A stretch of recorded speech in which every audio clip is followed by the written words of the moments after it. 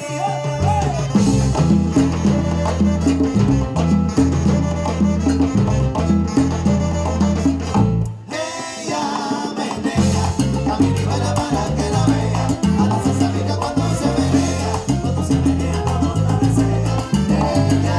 are on Mosholu Parkway for the Bronx Week Parade, Food and Arts Festival and Concert, which culminates the end of Bronx Week festivities here. Bronx Week ended on a high note with a guest appearance from hip-hop artist and Grammy nominee Remy Ma.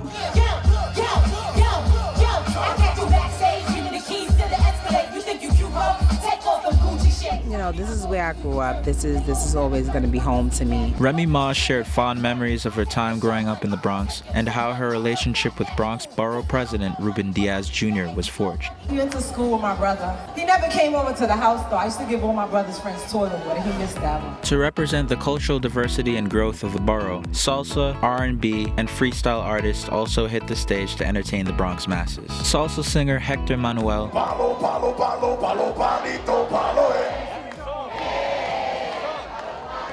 and freestyle artist Coro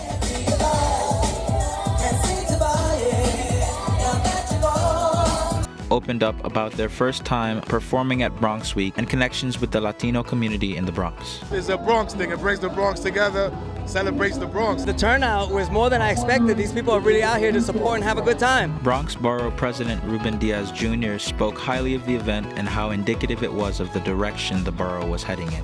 Bronx Week was an amazing 10 days. We just had our parade.